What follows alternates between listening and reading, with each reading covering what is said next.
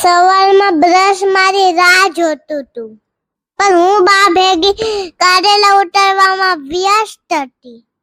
કારેલીના વેલા પાસે બે ટમેટીના છોડ પર ઉગ્યા છે. પછી હું બ્રશ કરવા બેઠી તો મેં ખેતરમાં કલા કરતો મોર જોયો.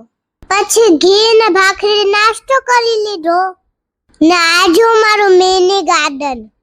કેવું લાગ્યું તમને? મને કમેન્ટમાં કહેજો.